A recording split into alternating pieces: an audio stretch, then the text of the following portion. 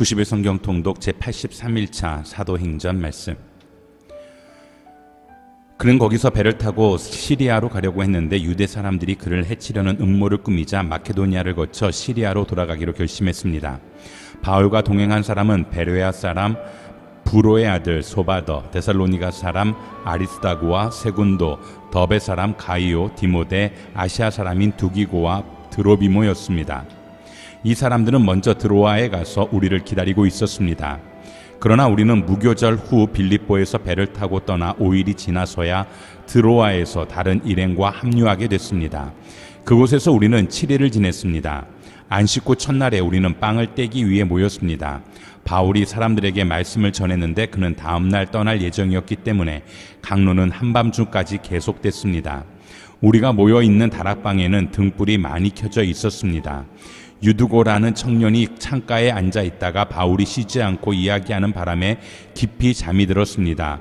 골아 떨어진 그는 그만 3층에서 떨어지고 말았습니다. 일으켜보니 그는 이미 죽어 있었습니다.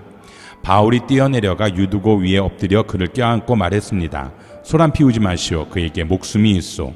그러더니 바울은 다시 위층으로 올라가 빵을 떼어 먹은 후 날이 셀 때까지 오랫동안 강론을 하고서 떠났습니다.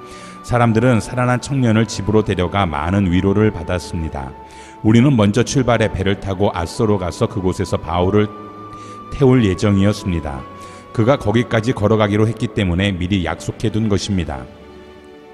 우리는 아소에서 바울을 만나 그를 태우고 미둘레네로 갔습니다.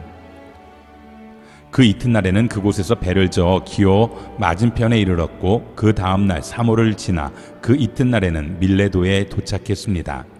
바울은 아시아 지방에서 지체하지 않으려고 에베소를 지나쳐 가기로 했습니다. 그는 가능하면 오순절에 맞춰 예루살렘에 도착하려고 서둘렀던 것입니다. 밀레도에서 바울은 에베소로 사람을 보내 교회 장로들을 불러오게 했습니다. 장로들이 도착하자 바울이 말했습니다. 내가 아시아 지방에 처음 간 그날부터 내가 여러분과 함께 있는 동안 어떻게 살았는지는 여러분이 잘 알 것입니다. 내가 모든 겸손과 눈물로 주를 섬겼고 유대 사람들의 음모로 시련도 많이 당했습니다.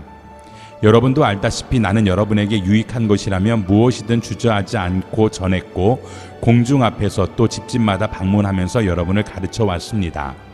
유대 사람과 그리스 사람들 모두에게 회개하고 하나님께 돌아와 우리 주 예수를 믿어야 한다고 선포했습니다. 그리고 지금 나는 성령의 강권하심 가운데 예루살렘에 가려고 합니다. 그곳에서 내가 무슨 일을 당할지는 알 수 없습니다. 오직 내가 아는 것은 어떤 도시에 가든지 감옥과 고난이 나를 기다리고 있을 것을 성령께서 내게 증거해 주실 뿐입니다. 그러나 나는 내가 달려갈 길과 주 예수께서 내게 주신 사명, 곧 하나님의 은혜의 복음을 증거하는 사명을 다 완성하기 위해서라면 내 생명을 조금도 귀한 것으로 여기지 않습니다.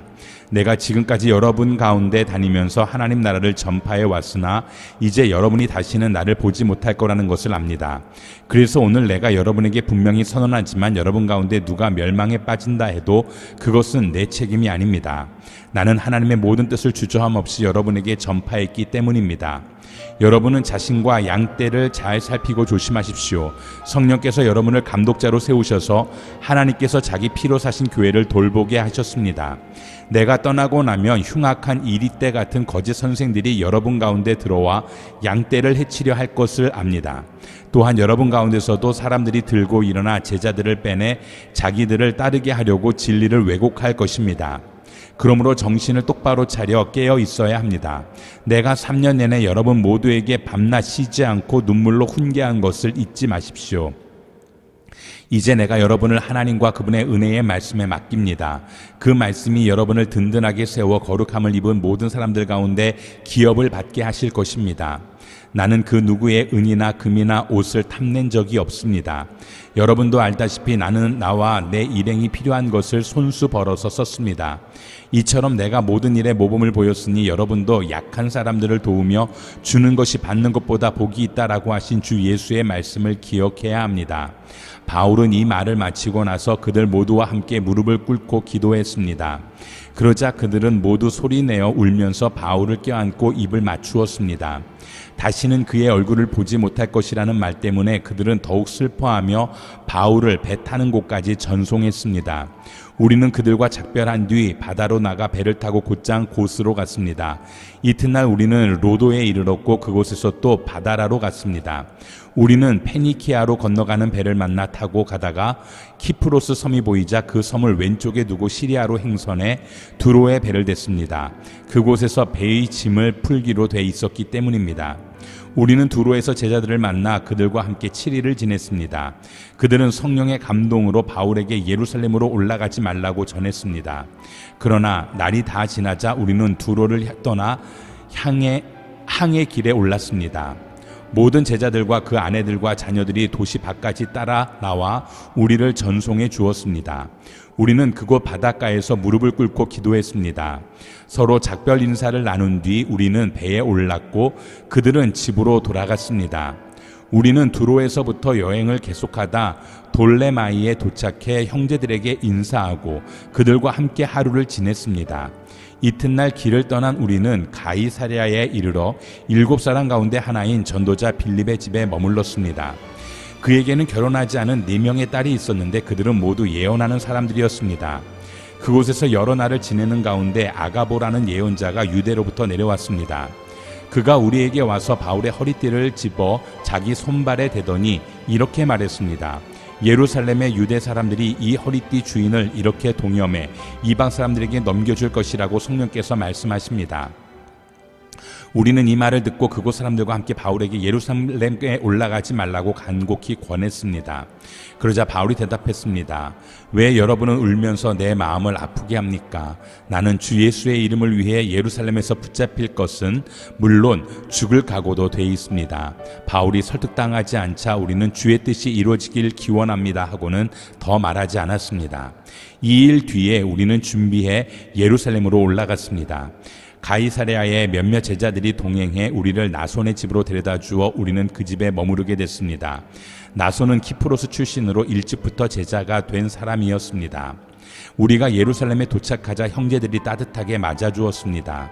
이튿날 바울은 우리와 함께 야고보를 만나러 갔습니다. 모든 장로들도 거기 와 있었습니다. 바울은 그들에게 문안하고 하나님께서 그의 사역을 통해 이방 사람들 가운데서 행하신 일들을 자세히 보고했습니다. 그들은 이 말을 듣고 하나님을 찬양했습니다. 그러고는 바울에게 말했습니다. 형제여, 알다시피 수만 명의 유대 사람들이 믿게 됐는데 그들은 모두 율법 지키는 일에 열심을 가진 사람들입니다. 그들은 당신이 이방 사람들 가운데 살고 있는 모든 유대 사람들을 가르쳐 모세를 저버리고 자녀들에게 할례하거나 유대 관습대로 살지 말라고 하는 줄 아는데, 그러니 어떻게 하는 게 좋겠습니까? 당신이 왔다는 소문을 분명 듣게 될 테니 우리가 일러주는 대로 하십시오. 우리 가운데 서원한 사람이 4명 있습니다. 이 사람들을 데려가서 그 정결 의식에 당신도 함께 참여하고 그들이 머리 깎는 비용을 대십시오. 그러면 당신에 대한 그런 소문이 사실이 아니며 당신 자신도 율법에 순종하며 살고 있음을 모든 사람이 알게 될 것입니다. 이방의 신자들에 대해서는 우리가 이미 그들에게 우상에 바쳐진 음식과 피와 목매어 죽인 짐승의 고기와 음행을 피하면 된다고 우리가 결정한 것을 편지로 썼습니다. 이튿날 바울은 그 사람들을 데리고 가서 그들과 함께 자기 몸을 정결하게 한 후 성전에 올라가 정결 의식이 끝나는 날짜와 각 사람이 예물 바치는 날짜를 신고했습니다. 7일 동안의 정결 기간이 거의 끝나갈 무렵 아시아 지방에서 온 몇몇 유대 사람들이 성전에서 바울을 보고 모든 사람을 선동해 그를 붙잡고 소리 질렀습니다. 이스라엘 동포 여러분, 우리를 도와주시오. 이 사람은 가는 곳마다 모든 사람에게 우리 민족과 율법과 이곳 성전을 반대하며 가르칩니다. 게다가 성전에 그리스 사람들을 데려와 이 거룩한 곳을 더럽히고 있습니다. 그들은 전에 에베소 사람 드로비모가 바울과 함께 예루살렘에 있었던 것을 보고 바울이 그를 성전 안으로 데려갔을 것이라고 짐작했습니다. 그러자 온 도시가 소란해지더니 사람들이 몰려와 바울을 붙잡아 성전에서 끌어내었고 성전 문은 곧 닫혔습니다. 그들이 바울을 죽이려고 하자 예루살렘 도시 전체에 난동이 일어났다는 소식이 로마 군대의 천부장에게 알려졌습니다. 그는 즉시 몇몇 백부장들과 군인들을 데리고 군중에게로 달려 내려갔습니다. 난동을 난동을 일으킨 사람들이 천부장과 군인들을 보자 바울 때리던 것을 멈췄습니다. 천부장이 다가가 바울을 체포하고 2개의 쇠사슬로 묶으라고 명령했습니다. 그러고 나서 그가 누구며 또 무슨 일을 했는지 물었습니다. 군중이 제각각 다른 소리를 질렀습니다. 그래서 천부장은 소란만 일 뿐 진상을 알 수 없는 까닭에 바울을 병영 안으로 끌고 가라고 명령했습니다. 바울이 층계에 이르자 군중이 더욱 난폭하게 굴어 군인들이 그를 둘러매고 가야 했습니다. 따라가는 군중은 계속 그를 없애버려라고 소리쳤습니다.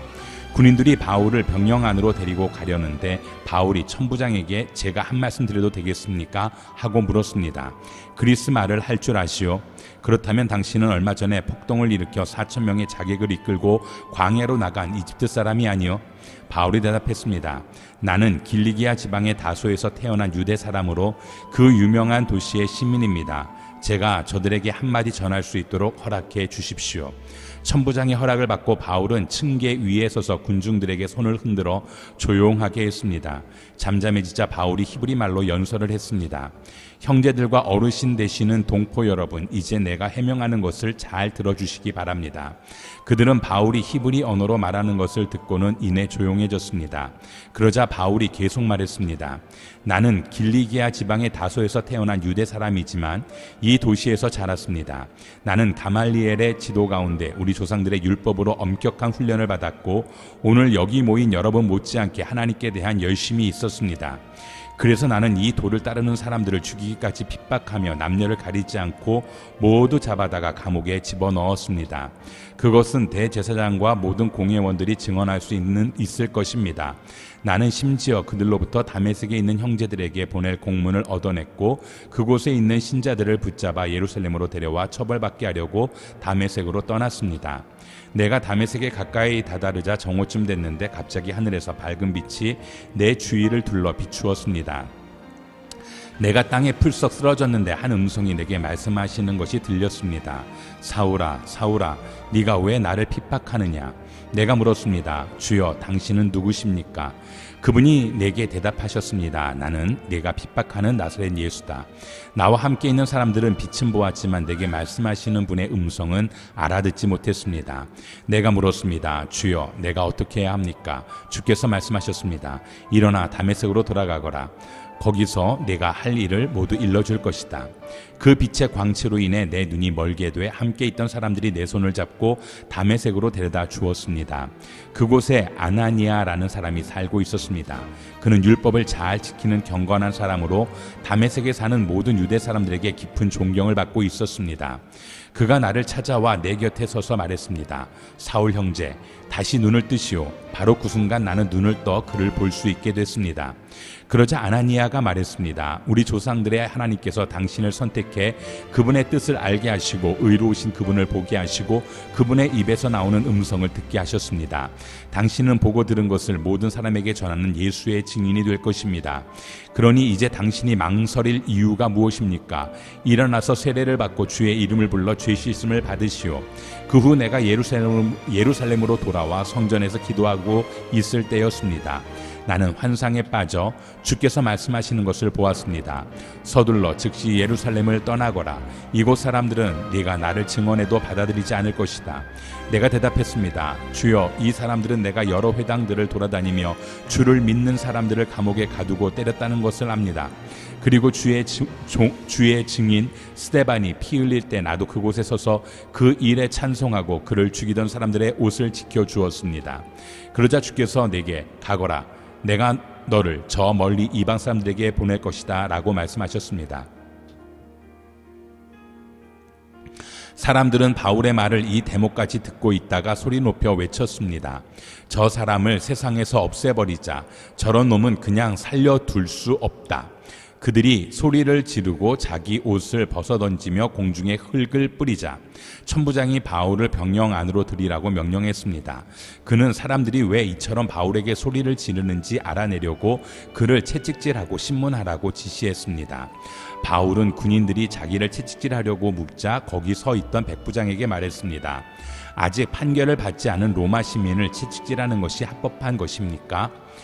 백부장은 이 말을 듣고 천부장에게 가서 그대로 보고하며 물었습니다. 어떻게 하시렵니까? 이 사람이 로마 시민이랍니다. 천부장이 바울에게 와서 물었습니다. 말해보시오.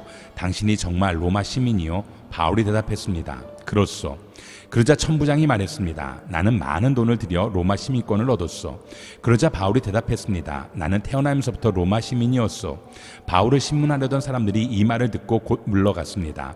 천부장도 바울이 로마 시민이라는 사실을 알고 그를 결박한 일로 두려워했습니다. 이튿날 천부장은 바울이 왜 유대 사람들에게 고소를 당했는지 정확히 알아보려고 대제사장들과 온 공회를 소집하고 바울을 풀어서 그들 앞에 데려오게 했습니다. 바울은 공회를 똑바로 쳐다보며 말했습니다. 내 형제들이여, 나는 오늘까지 모든 선한 양심으로 하나님을 위해 살아왔습니다. 이 말에 대제사장 아나니아는 바울 곁에 서 있던 사람들에게 그 입을 치라고 명령했습니다. 그러자 바울이 그에게 말했습니다. 하나님께서 당신을 치실 것이요, 당신은 회친한 무덤과 같소. 당신은 거기 앉아 율법에 따라 나를 심판하면서 도리어 당신 자신은 율법을 어기고 나를 치라고 명령하고 있지 않소. 바울 곁에 서 있던 사람들이 말했습니다. 어디 감히 하나님의 대제사장을 모욕하느냐? 바울이 대답했습니다. 형제들이여, 나는 그가 대제사장인 줄 몰랐습니다. 기록되기를 내 백성의 지도자를 모욕하지 말라고 했으니 말입니다. 그때 바울은 모인 사람들 가운데 일부가 사두개파이고 다른 일부는 바리새파임을 알고 공회에서 크게 외쳤습니다. 내 형제들이여, 나는 바리새파 사람이며 바리새파 사람의 아들입니다. 나는 지금 죽은 사람들이 부활할 것이라는 소망 때문에 재판을 받고 있습니다. 그가 이렇게 말하자 바리새파 사람들과 사두개파 사람들 사이에서 논쟁이 일어나 회중은 반으로 나뉘었습니다. 사두개파 사람들은 부활이 없으며 천사나 영도 없다고 주장하는 반면 바리새파 사람들은 그 모든 것을 인정했기 때문입니다. 그래서 큰 소동이 일어났습니다. 바리새파 율법학자 몇몇이 일어나 격렬하게 논쟁하며 말했습니다. 우리가 보니 이 사람은 잘못이 없소. 혹시 영이나 천사가 그에게 말한 것이라면 어쩌겠소. 논쟁이 점점 커지자 천부장은 바울이 그들에게 찢겨 죽지 않을까 염려해 군인더러 데려가 바울을 그들 가운데서 빼내 병영 안으로 데려가라고 명령했습니다. 그날 밤 주께서 바울 곁에 서서 말씀하셨습니다. 담대하여라. 네가 예루살렘에서 나를 증거한 것 같이 로마에서도 나를 증거해야 할 것이다. 이튿날 아침 유대 사람들이 음모를 꾸미고 바울을 죽일 때까지는 먹지도 마시지도 않겠다고 맹세했습니다. 이러한 음모에 40명이 넘는 남자들이 가담했습니다. 그들은 대제사장들과 장로들에게 가서 말했습니다. 우리가 바울을 죽이기 전에는 아무것도 먹지 않겠다고 굳게 맹세했습니다.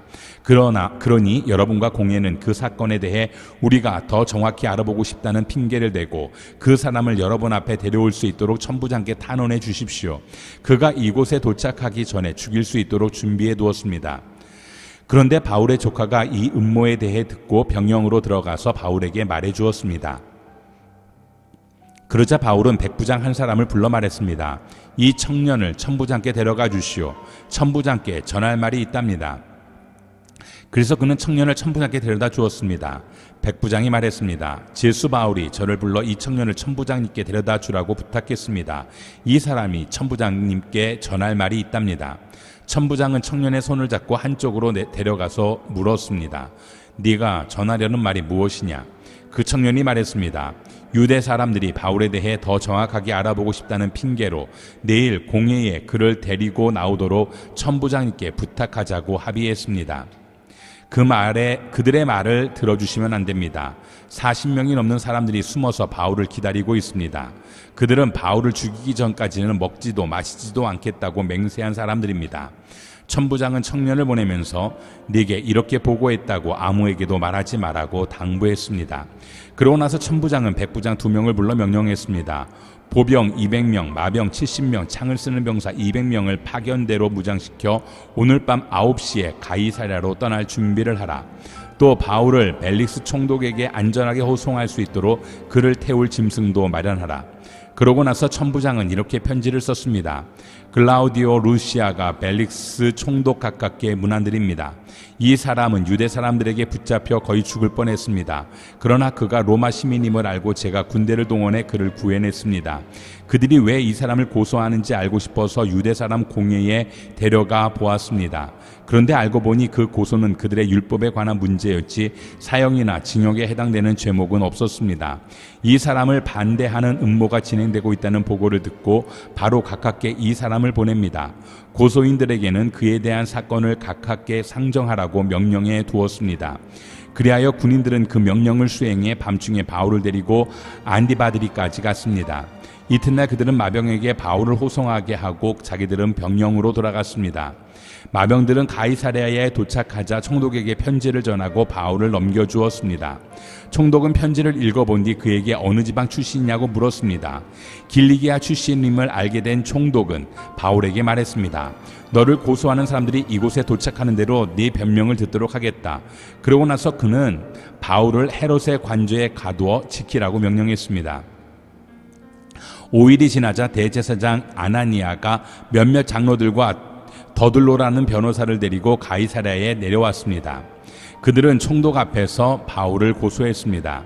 바울이 불려 나오자 더들로가 그 사건을 벨릭스 앞에 고소해 말했습니다. 우리는 가까이 다스림 아래서 오랫동안 태평성대를 누리고 있습니다. 각하의 선견 지명은 이 나라의 개혁을 가져다 주었습니다. 벨릭스 각하, 저희는 언제 어디서나 이것에 대해 깊은 감사를 드리고 있습니다. 이제 더 이상 각하께 폐가 되지 않도록 간단히 말씀드리겠으니 각하께서는 관용을 베푸셔서 저희 말을 들어주시기 바랍니다.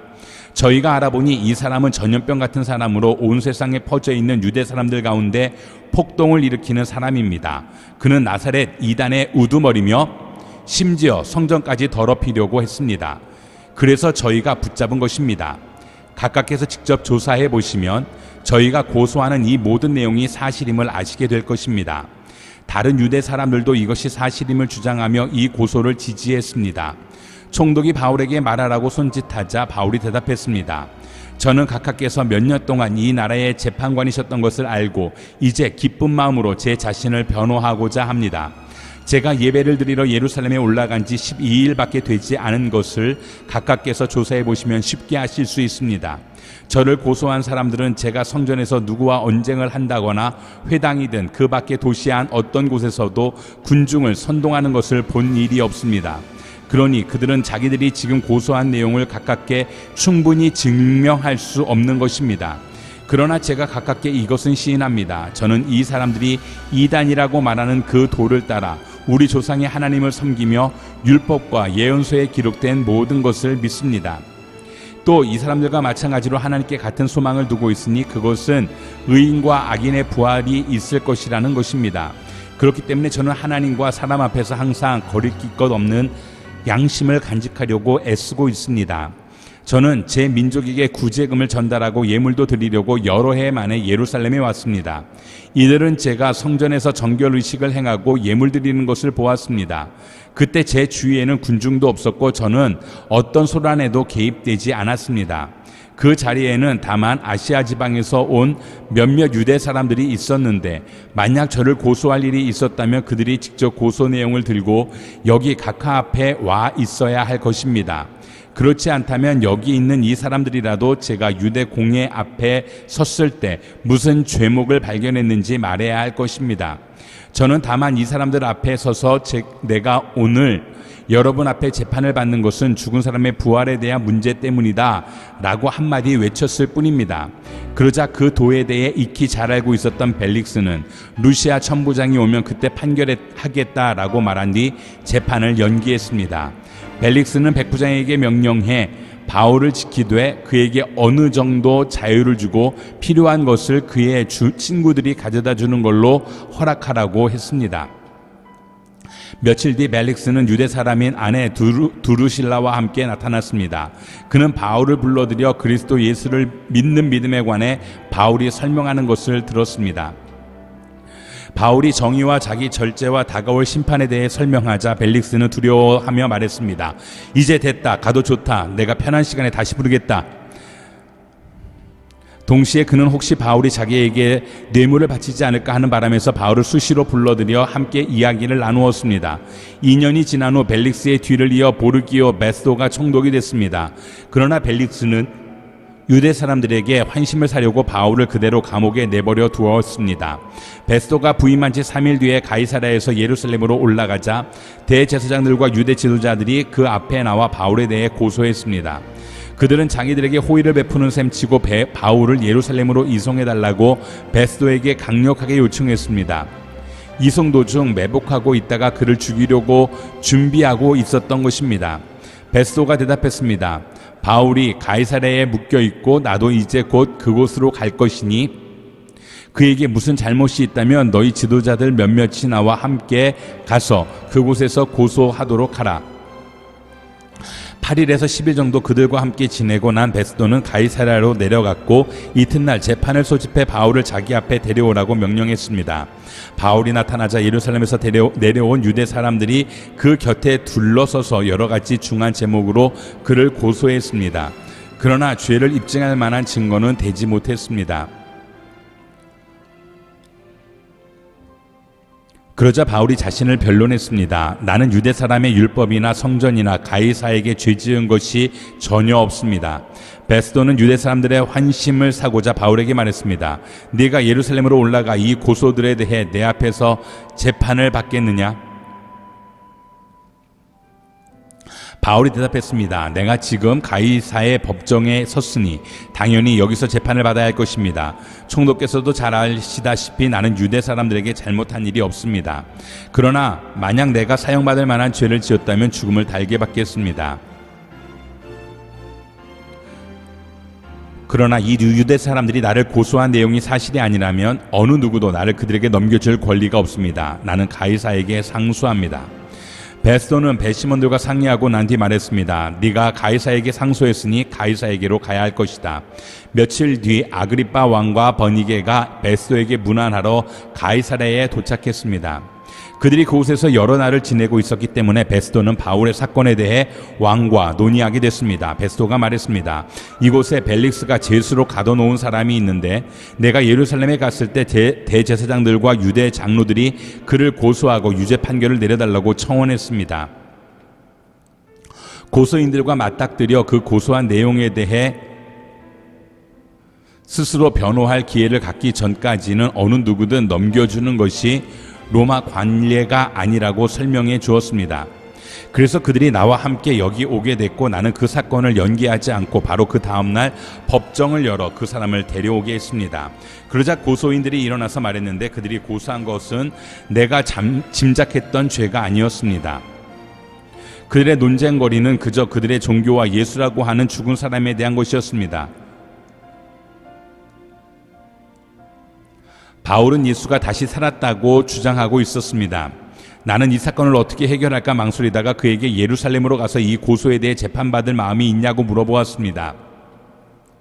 그랬더니 바울은 로마 황제의 판결을 받겠다고 상소해서 내가 그를 황제께 보낼 때까지 붙들어 두라고 명령했습니다. 그러자 아그리빠가 베스도에게 말했습니다. 내가 직접 그 사람의 말을 들어보고 싶습니다. 그러자 베스도는 내일 한번 들어보십시오라고 대답했습니다. 이튿날 아그리빠와 버니게가 위엄 있게 차려입고 와서 높은 관료들과 그 도시의 지도자들과 함께 재판정으로 들어갔습니다. 베스도의 명령에 바울이 들어왔습니다. 베스도가 말했습니다. 아그리빠 왕이여, 그리고 우리와 함께 여기 참석한 모든 분들이여, 이 사람을 보십시오. 예루살렘에서 또 가이사랴에서 모든 유대 사람들이 그를 살려둬서는 안 된다고 외치며 내게 탄원했습니다. 내가 살펴보니 그가 사형받을 만한 일을 한 적이 없습니다. 그런데 그가 로마 황제께 상소하겠다고 해서 내가 그를 로마에 보내기로 결정했습니다. 그러나 그에 대해 황제께 확실하게 써 보낼 말이 없기 때문에 여러분 모두 앞에, 특별히 아그리빠 왕 앞에 이 사람을 데려온 것이니 이번 조사의 결과로 뭔가 상소할 것이 생기지 않을까 합니다. 고소 내용도 구체적으로 명기하지 않고 죄수를 내보내는 것은 상식 밖의 일이기 때문입니다. 그때 아그리빠가 바울에게 말했습니다. 내 자신을 위해 변호할 것을 허락하노라. 그러자 바울은 손을 들어 변호를 시작했습니다. 아그리빠 왕이여, 제가 오늘 당신 앞에 서서 유대 사람들의 모든 모함에 대해 저 자신을 변호하게 된 것을 다행으로 여깁니다. 특히 왕께서는 모든 유대 관습과 문제에 대해 잘 알고 계시니 더욱 그렇습니다. 그러니 제 말을 끝까지 들어주시기를 간절히 바랍니다. 유대 사람들은 제가 어릴 적부터 제 고향과 예루살렘에서 어떻게 살아왔는지 다 알고 있습니다. 그들은 오랫동안 저를 알았고 제가 우리 종교의 가장 엄격한 종파를 조차 바리새파 사람으로서 어떻게 살았는지 증명할 수도 있을 것입니다. 그런데 제가 오늘 재판을 받는 것은 하나님께서 우리 조상들에게 약속하신 것에 소망을 두고 있기 때문입니다. 이것은 우리 12지파가 밤낮으로 하나님을 열심히 섬기면서 이루어지기를 바라던 바로 그 약속입니다. 왕이여, 바로 이 소망 때문에 유대 사람들이 저를 고소하고 있는 것입니다. 여러분은 왜 하나님께서 죽은 사람을 다시 살리신다는 것을 믿지 못할 일로 생각합니까? 저도 한때는 나사렛 예수의 이름을 반대하기 위해서라면 무엇이든 다 해야 한다고 확신했던 사람입니다. 제가 예루살렘에서 했던 일이 바로 그런 일입니다. 대제사장들의 권한을 받아 많은 성도들을 감옥에 가두었고 그들이 죽임을 당할 때 찬성했습니다. 여러 회당들을 다니며 그들을 여러 번 처벌했으며 강제로 그들에게 모독하는 말을 하도록 했습니다. 그들에게 격분한 나머지 다른 나라 도시까지도 찾아가 핍박했습니다. 그런 일로 다니던 가운데 나는 대제사장들의 권한과 위임을 받아 다메섹으로 가고 있었습니다. 정오쯤이었는데 오 왕이여, 길을 가고 있는데 하늘로부터 해보다 더 밝은 빛이 저와 제 일행을 둘러싸며 비추었습니다. 우리는 모두 땅에 엎드려졌습니다. 그때 제게 히브리 말로 말씀하시는 음성이 들렸습니다. 사울아 사울아, 내가 왜 나를 핍박하느냐? 가시채찍을 뒷발질해 봐야 너만 다칠 뿐이다. 그래서 제가 물었습니다. 주여, 당신은 누구십니까? 그러자 주께서 대답하셨습니다. 나는 네가 핍박하는 예수다. 이제 일어나 똑바로 서거라. 내가 네게 나타난 것은 너를 내 일꾼으로 삼아 네가 본 것과 앞으로 내가 네게 보여줄 것을 사람들에게 증거하도록 하기 위함이다. 내가 이 백성과 이방 사람들에게서 너를 구원해 이방 사람들에게로 보낼 것이다. 이제 너는 그들의 눈을 뜨게 하고 그들을 어둠에서 빛으로, 사탄의 권세에서 하나님께로 돌아오게 해 그들이 죄의 용서를 받고 나를 믿어 거룩하게 된 사람들 가운데 기업을 얻게 할 것이다. 아그리빠 왕이여, 그래서 저는 하늘에서 보여주신 이 환상에 거역하지 않고 먼저 다메섹 사람들에게, 다음으로 예루살렘 사람들과 온 유대 사람들에게, 그리고 이방 사람들에게까지 그들이 회개하고 하나님께 돌아와 회개에 합당한 행동을 보이라고 선포했습니다. 바로 이 때문에 유대 사람들이 성전에서 저를 붙잡아 죽이려고 했던 것입니다. 그러나 저는 바로 이날까지 하나님의 도움을 받아왔기에 여기 서서 높고 낮은 모든 사람들에게 증언하고 있는 것입니다. 저는 모세와 예언자들이 앞으로 일어나리라고 예언한 것 외에는 아무것도 말하지 않았습니다. 그것은 그리스도께서 고난을 당하셔서 죽은 사람들 가운데 가장 먼저 부활하심으로 이스라엘 백성과 이방 사람들에게 빛을 선포하시리라는 것입니다. 바울이 이같이 말하자 베스도가 바울의 변호를 가로막으며 소리쳤습니다. 바울아, 네가 미쳤구나. 네 많은 학식이 너를 미치게 했구나. 바울이 대답했습니다. 베스도 각하, 저는 미치지 않았습니다. 제가 드리는 말씀은 사실이며 제 정신으로 하는 말입니다. 왕께서는 이 사실을 알고 계시므로 제가 거리낌 없이 말할 수 있습니다.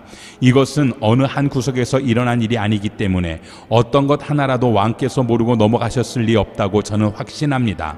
아그리빠 왕이여, 예언자들을 믿으십니까? 왕께서 믿으시는 줄 제가 압니다. 그러자 아그리빠가 바울에게 말했습니다. 네가 이 짧은 시간에 나를 그리스도의 사람으로 만들 수 있다고 생각하느냐? 바울이 대답했습니다. 짧은 시간이든 긴 시간이든 왕뿐 아니라 오늘 제 말을 듣고 있는 모든 분들이 이 쇠사슬을 제외하고는 저처럼 되기를 하나님께 기도합니다. 그러자 아그리빠 왕이 일어났고 베스도 총독과 버니게 그리고 그들과 함께 앉아있던 사람들도 다 일어났습니다. 그들은 밖으로 나가면서 이 사람은 사형이나 징역을 받을 만한 일은 하지 않았다라고 서로 말했습니다. 아그리빠는 베스도에게 이 사람이 황제께 상소하지만 않았더라도 석방될 수 있었을 것이요 라고 말했습니다. 우리가 이탈리아로 배를 타고 가도록 결정이 나자 바울과 다른 죄수들은 황제 부대에 소속된 올리오라는 백부장에게 넘겨졌습니다. 우리는 아시아 지방의 해변을 따라 항해하게 될 아드라무테노 호를 타고 바다로 출항했습니다. 데살로니가 출신의 마게도니아 사람 아리스다고가 우리와 동행했습니다. 이튿날 우리는 시돈에 닿았습니다. 율리오는 바울에게 친절을 베풀어 그가 친구에게 가서 필요한 것을 공급받을 수 있도록 허락해 주었습니다. 시돈에서 우리가 계속 항해할 때 역풍이 불었기에 우리는 키프로스 해안을 끼고 항해하게 됐습니다. 길리기아와 밤빌리아 앞바다를 지나서 루기아 지방의 무라에 상륙했습니다. 그곳에서 백부장은 이탈리아로 가는 알렉산드리아 호를 찾아 우리를 그 배에 태웠습니다. 우리는 여러 날 동안 느린 항해 끝에 가까스로 니도 앞바다에 도착했습니다. 그러나 바람이 불어 우리 항로를 지키지 못하고 살몬의 맞은편 크레타 섬을 끼고 간신히 해안가를 따라 움직여 라세아 도시에서 가까운 아름다운 항구라는 곳에 이르렀습니다. 많은 시간이 소모되고 금식하는 절기도 지났기 때문에 항해가 위험해졌습니다. 그래서 바울이 사람들에게 충고했습니다. 여러분, 내가 보니 우리가 이렇게 계속 항해하다가는 재난에 빠지고 배와 짐이 큰 손실을 입을 뿐 아니라 우리 목숨도 위태로울 것입니다. 그러나 백부장은 바울의 말보다는 선장과 선주의 말을 더 따랐습니다. 그 항구는 겨울을 나기에 적당하지 않았기 때문에 대다수의 사람들이 베닉스에 가서 겨울을 날 수 있기를 바라는 마음에 계속 항해하자고 했습니다. 베닉스는 크레타 섬에 있는 항구 도시로 남서쪽과 북서쪽을 향하고 있었습니다. 부드러운 남풍이 불기 시작하자 그들은 자기들이 바라던 대로 됐다고 생각했습니다. 그래서 그들은 닻을 올리고 크레타 섬 해안을 따라 항해했습니다. 그런데 얼마 지나지 않아 그 섬으로부터 유라굴로라는 태풍이 불어 닥쳤습니다. 배가 폭풍에 휘말려 방향을 잡을 수가 없었습니다. 그래서 우리는 배가 가는 대로 내맡기고漂流하다가 가우다라는 작은 섬 아래쪽을 따라 지나면서 간신히 거룻배를 바로잡을 수 있었습니다. 선원들은 그 배를 끌어올리고 아래로 밧줄을 내려보내 선체를 둘러맸습니다. 그대로 가다가는 배가 스르디스 해안의 모래 언덕에 처박힐까 두려워 그들은 닻을 내려 배가漂流하게 했습니다. 우리는 폭풍에 몹시 시달리다 못해 이튿날에는 선원들이 짐을 바다에 던져넣기 시작했습니다. 3일째 되는 날에는 선원들이 배의 장비들을 자기들의 손으로 내던졌습니다. 여러 날 동안 해와 별도 나타나지 않고 폭풍만 계속 불어 닥치자 결국 우리는 구조될 모든 소망을 포기했습니다. 사람들이 오랫동안 아무것도 먹지 못하고 있는 가운데 바울이 일어나 그들 앞에 서서 말했습니다. 여러분, 크레타 섬에서 항해하지 말라는 내 충고를 들었다면 이런 타격과 손실은 입지 않았을 것입니다. 그러나 이제 내가 여러분에게 당부합니다. 여러분 가운데 아무도 목숨을 잃지 않고 배만 손상될 것이니 안심하기 바랍니다. 어젯밤 내 하나님 곧 내가 섬기는 하나님의 천사가 내 곁에 서서 바울아 두려워 마라. 네가 마땅히 가이사 앞에 서야 한다. 그래서 하나님께서 너와 함께 항해하는 모든 사람들의 생명을 네게 맡겨주셨다라고 하셨습니다. 그러니 여러분 안심하십시오. 내가 하나님을 믿으니 내게 말씀하신 대로 이루어질 것입니다. 그러나 우리는 밀려서 어느 섬에 닿게 될 것입니다. 14일째 되는 날 밤에 우리는 아드리아 바다 위에서漂流하고 있었습니다. 한밤중이 됐을 때 선원들은 뭇에 가까이 왔음을 직감했습니다. 수심을 재어보니 물의 깊이가 약 25오르기아였습니다. 조금 있다가 다시 재어보니 약 15오르기아였습니다. 우리가 암초에 부딪히게 될까 두려워 선원들은 고물에서 4개의 닻을 내리고 날이 밝기만을 바랐습니다. 그런데 선원들은 도망칠 속셈으로 뱃머리에서 닻을 내리는 척하면서 거룻배를 바다에 띄웠습니다. 그때 바울이 백부장과 군인들에게 말했습니다. 이 사람들이 배 안에 같이 있지 않으면 당신들도 구조되지 못할 것이요. 그러자 군인들은 거룻배에 묶여있던 밧줄을 끊어 거룻배를 떼어버렸습니다. 날이 밝아올 무렵 바울은 그들 모두에게 무엇이든 먹어두라고 권하며 말했습니다. 지난 14일 동안 여러분은 계속 마음을 졸이면서 아무것도 먹지 못하고 굶고 지냈습니다. 그러므로 이제는 여러분이 음식을 좀 먹어둘 것을 권합니다. 그래야 살아남을 수 있습니다. 여러분 가운데 어느 누구도 머리카락 하나라도 잃지 않을 것입니다. 바울은 이렇게 말한 뒤 떡을 조금 가져다가 모든 사람들 앞에서 하나님께 감사한 후 떼어 먹기 시작했습니다. 그러자 모든 사람들도 용기를 얻어 음식을 먹었습니다. 배 안에 있던 사람은 모두 276명이었습니다. 그들은 배부르게 먹고 난 뒤 남은 식량을 바다에 던져 배를 가볍게 해 두었습니다. 날이 밝자 어떤 땅인지는 모르지만 그들은 모래사장이 펼쳐진 해안을 볼 수 있었습니다. 그들은 가능한 한 그곳에 배를 대기로 작정했습니다. 그래서 닻을 끊어 바다에 버리고 키를 묶은 밧줄을 늦추었습니다. 그러고 나서 앞 돛을 끌어올려 바람에 맡기고 해안 쪽으로 배를 몰았습니다. 그러나 배가 모래 언덕에 부딪혀 좌초됐습니다.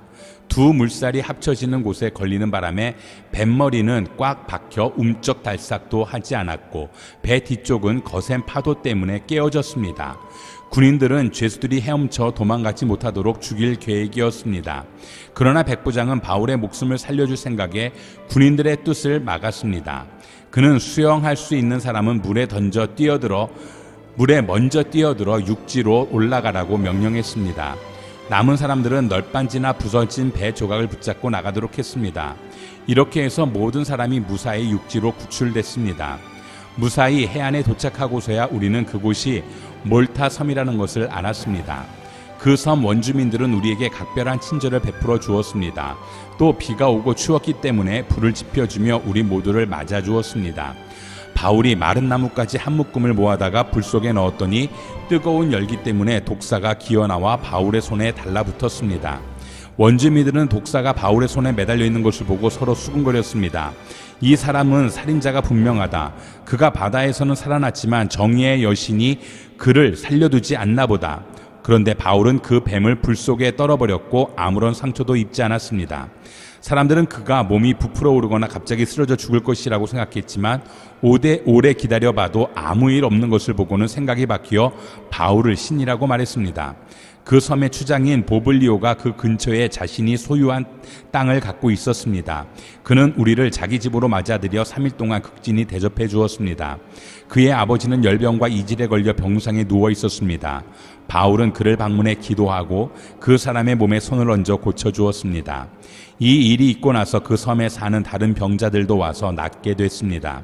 그들은 여러모로 우리를 잘 대접해 주었고 우리가 그 섬을 떠날 때는 우리에게 필요한 물건까지 공급해 주었습니다. 석 달이 지난 후 우리는 그 섬에서 겨울을 지낸 알렉산드리아 배를 타고 항해길에 올랐습니다. 이 배에는 디오스쿠로라는 쌍둥이 신의 형상이 새겨져 있었습니다. 우리는 수라구사에 닿았고 그곳에서 3일 동안 지냈습니다. 다시 항해를 시작해 우리는 레기온에 도착했으며 이튿날에는 남풍이 일어 그 다음날 보디올에 닿았습니다. 보디올에서 우리는 형제들을 만나게 됐고 그들의 초청을 받아 함께 일주일을 지냈습니다. 그러고 나서 우리는 로마에 도착했습니다. 그곳 로마의 형제들은 우리가 온다는 말을 전해 듣고 우리를 맞으려고 앞비오 광장과 새 여관이라는 곳까지 나와 있었습니다. 바울이 이 사람들을 보게 되자 하나님께 감사하면서 용기를 얻게 됐습니다. 우리가 로마에 도착했을 때 바울은 자신을 지키는 군인 한 명과 함께 따로 지낼 수 있도록 허락받았습니다. 3일이 지난 뒤 바울은 유대 사람 지도자들을 불렀습니다. 그들이 모이자 바울이 말했습니다. 내 형제들이여, 나는 내 동족이나 우리 조상들의 관습을 거스르는 일을 한 적이 없는데도 예루살렘에서 체포돼 로마 사람들에게 넘겨졌습니다. 그들은 나를 신문에서나 사형받을 만한 죄가 없으므로 그냥 풀어주려고 했습니다. 그러나 유대 사람들의 반대로 나는 어쩔 수 없이 가이사께 상소하게 된 것입니다. 이것은 내 유대 동족을 고소할 생각으로 한 것이 아닙니다. 그렇기 때문에 내가 여러분을 만나 이야기하고자 한 것입니다. 내가 이 쇠사슬에 묶여 있는 것은 이스라엘의 소망 때문입니다. 유대 사람들이 바울에게 대답했습니다. 우리는 당신에 대해서 유대로부터 편지를 받은 적도 없고 그곳에서 온 형제들도 당신에 대해 나쁘게 보고가거나 말한 적이 없습니다. 그러나 우리는 당신의 생각을 듣고자 합니다. 이 종파에 대해서는 우리 어디에서든 반대가 있음을 알기 때문입니다. 그들이 바울을 만날 날짜를 정하고 많은 사람들이 그의 숙소로 찾아왔습니다. 그는 아침부터 저녁까지 그들에게 하나님 나라에 대해 증거했고 모세의 율법과 예언서들로부터 예수에 관해 설득시키려고 했습니다. 어떤 사람들은 바울의 말을 믿었지만 믿지 않는 사람들도 있었습니다. 그들이 서로 의견이 엇갈린 채 떠나려 하자 바울이 한마디 덧붙였습니다. 성령께서 예언자 이사야를 통해 여러분의 조상들에게 하신 말씀이 옳습니다. 이 백성들에게 가서 말하라. 너희가 듣기는 들어도 깨닫지 못하고 너희가 보기는 보아도 알지 못할 것이다. 이 백성들의 마음이 무뎌지고 귀는 듣지 못하고 눈은 감겨 있다. 이는 그들이 눈으로 보고 귀로 들으며 마음으로 깨닫고 내게 돌아와 고침을 받지 못하게 하려는 것이다. 그러므로 여러분은 하나님의 구원이 이방 사람들에게 갔다는 것을 알아야 합니다. 그들은 듣게 될 것입니다. 바울은 만 2년 동안 자기 셋집에 머물면서 자신에게 찾아오는 모든 사람을 맞아들여 어떠한 방해도 받지 않고 담대하게 하나님 나라를 선포하고 주 예수 그리스도에 관한 것을 가르쳤습니다.